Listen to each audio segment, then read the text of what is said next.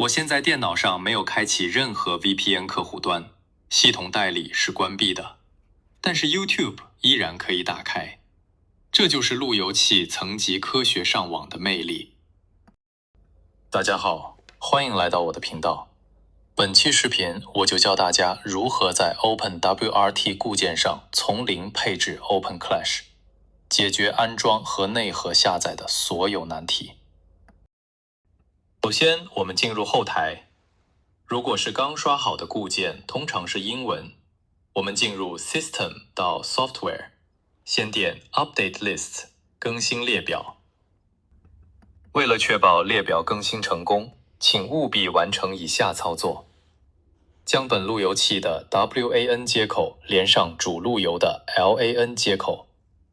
只有在联网状态下，系统才能正常访问服务器并下载数据。现在我们在搜索框里输入 ZH， 找到 Lucy -i 18n -base -zh -cn 之后，直接点击后面的 Install 按钮进行安装。好了，显示安装成功。现在我们刷新一下页面，你会发现整个界面瞬间变得亲切多了。如果你的主路由 IP 是 192.168.1.1， 由于大多数固件默认也是这个地址，就会产生 IP 冲突，导致无法上网。所以我们需要手动修改一下这台 OpenWRT 的后台地址。我们点击菜单栏的网络到接口，找到 LAN 这一项，点击右边的编辑。在 IPv4 地址这一栏，我们将原本的地址修改为 192.168.50.1。改好后，滑动到页面底部，先点保存。注意，这时候还没完，我们要点击保存并应用。我这里直接点击强制应用，如果你怕改错，也可以点应用并检查连接，万一连不上，它会自动回滚，非常保险。这里一定要注意，在 OpenWRT 里，如果只点保存而不点应用，设置是不会生效的。你可以看到右上角会有未保存的配置提示。现在等待倒计时结束，路由器的设置就生效了。此时原本的后台会失效，我们需要在浏览器地址栏重新输入刚才设定的 192.168.50.1。看，熟悉的登录页面又回来了。输入密码，点击登录，我们就可以开启下一步的配置了。在正式配置之前，我们先给路由器设置一个登录密码，输入你常用的密码。这里大家注意看，没有保存并应用按钮，右上角也没有提示未保存的配置，我们只需要点击底部的保存按钮就可以了。接下来进入系统到软件包，如果此时下方没有显示软件列表，记得先手动点击一下更新列表。我们可以尝试在过滤器这栏输入 OpenClash 进行搜索。你会发现，在官方默认的软件源里是搜不到它的。虽然 OpenWRT 支持的插件非常多，但很多像这样功能强大的插件都需要我们后期手动去安装。好，现在我们正式进入 OpenClash 的安装准备环节，请大家紧跟操作，这一步非常关键。我们需要先找到 DNS Mask，并将其彻底卸载。卸载完成后，再在搜索栏寻找并安装这个名为 DNS Mask 负的软件包。一定要确保这一步替换成功。等到 DNS Mask 负安装完成的提示弹出来，我们的底层环境就准备好了。接下来就可以开始下一步，正式安装 OpenClash 了。现在我们切换到 OpenClash 的 GitHub 主页，找到页面上的下载地址，点击前往下载。可以看到，目前的最新版本是 v0.47.075。在这里，大家先别急着操作，因为安装命令其实分为4种，我们需要先搞清楚几个关键点。这4种命令的区别在于，你的系统是使用 IP tables 还是 NF tables。以及你需要下载的是 IPK 还是 APK 格式。大家可以参考左侧展示的图片，根据自己的系统环境进行判断。如果你现在还不知道在哪里输入命令去查看版本，没关系，先跟着我的节奏继续。后面我会讲解如何在路由器里执行命令。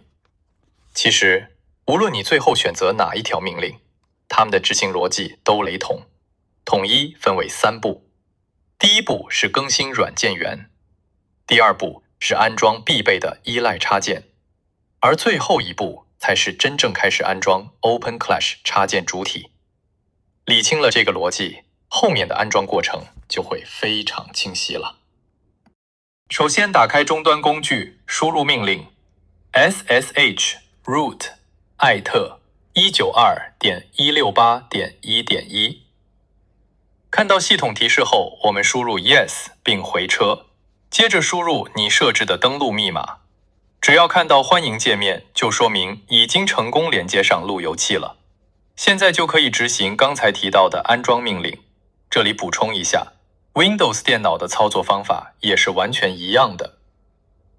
如果你之前连接过，但现在因为某些原因导致连接报错，无法进入，可以按照这个方法处理。我们找到用户文件夹下的.ssh 目录，打开 known-h 这个文件，在里面找到和你路由器 IP， 也就是 192.168.50.1 相同的那一行，直接整行删除并保存文件。处理完这个小故障后，回到终端，重复刚才的 SSH 连接步骤，你会发现现在可以顺利进入路由器后台了。再次提醒大家，以上所有的登录和排障操作，在 Windows 系统上同样适用。现在回到 OpenClash 的安装步骤，复制好适合你系统的安装命令，直接粘贴到终端执行。大家可以看到，这里提示安装失败了。别担心，这是常见情况，我们换一种更稳妥的方法。这次我们将原本的一整串命令拆分成3步来执行。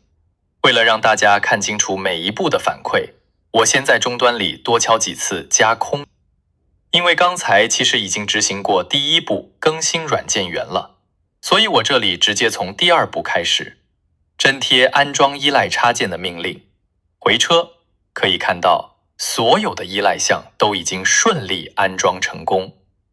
最后，我们复制最关键的第3条命令，也就是安装 OpenClash 主体的指令，粘贴，再次按回车。只要终端没有弹出错误提示，就说明插件已经成功部署到你的系统里了。现在我们回到路由器后台，先点击退出，然后重新登录一下账号。再次进来，你会惊喜地发现，菜单栏里多了一个服务选项。打开它，我们要找的 OpenClash 已经在了。先别高兴得太早，虽然 OpenClash 插件主体已经装好了，但它还需要安装核心组件才能运行。你可以根据系统弹出的提示点击确定直接下载，也可以进入插件设置，到版本更新界面手动触发下载。无论选择哪种方式，都需要先勾选启用 Smart DNS 内核。以我这台路由器为例，它的 CPU 是 ARM Cortex A9。按照页面提示，如果在线下载持续失败，我们也可以采取手动下载的方式来安装。首先选择好对应的内核版本，并点击下载，将下载好的文件解压，并统一修改文件名为 Clash-Meta。接着需要通过工具将该文件拷贝到路由器的-etc/openclash-core- 目录下，并赋予它执行权限。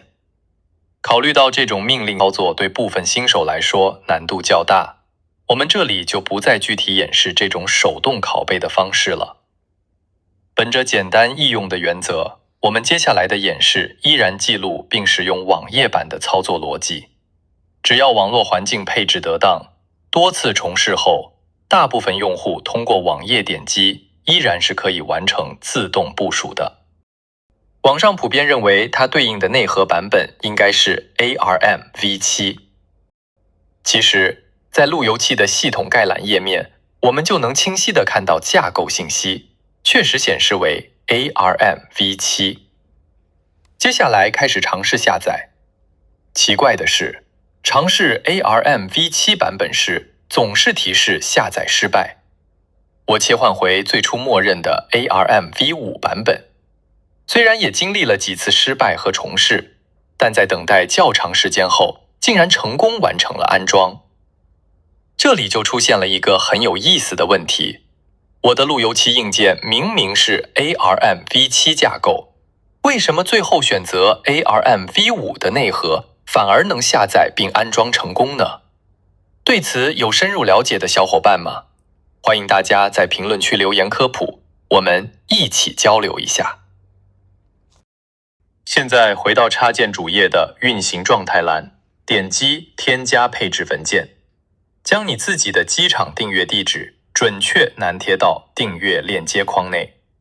在开始配置之前，请务必再次确认一下你所使用的机场订阅是否支持该插件的协议。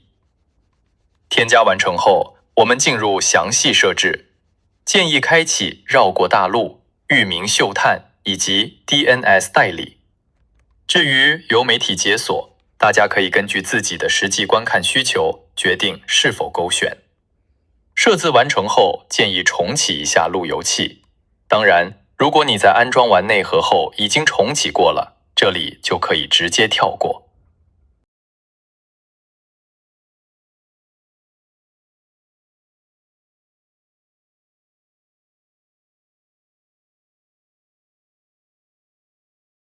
所有的关键选项我已经在屏幕上为大家用红框重点标记出来了，大家照着勾选即可。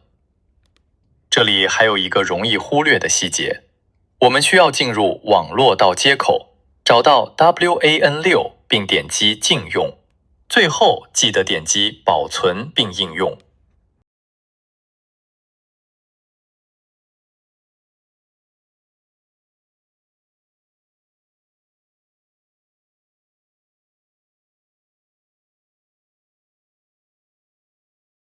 回到 OpenClash 主页观察运行状态，只要看到访问检查里的 YouTube 连接显示正常，就说明整个配置已经彻底搞定了。整个安装插件、部署内核到最后配置的过程确实比较繁琐，耗时也长。只要大家耐心跟着视频的每一步走，就一定能够成功。大家看，现在我的电脑并没有开启任何 VPN 或者第三方代理软件。在这种最原始的网络环境下，我们直接刷新浏览器。可以看到 YouTube 的页面瞬间秒开，这就是我们在路由器底层配置好 OpenClash 后的效果，真正实现了全家设备无感出海。无论是画质的平滑切换，还是拖动进度条后的快速响应，表现都非常出色。这种基于硬件底层的分流加速，比起在每台手机、电脑上开启软件，稳定性要高出不少。到这里，本期关于 OpenWRT 安装与配置 OpenClash 的完整教程就全部结束了。虽然中间经历了内核下载失败、版本选择困惑等各种小插曲，但只要大家不放弃，一步步排查，最终都能享受到这种清爽的网络体验。如果你觉得这期教程对你有帮助，欢迎点赞、收藏并转发给需要的小伙伴，这对我制作视频真的非常重要。如果在安装过程中你遇到了其他奇怪的问题，或者对那个 RMMv5 内核有独特的见解，记得在评论区留言告诉我。我们下期干货教程再见。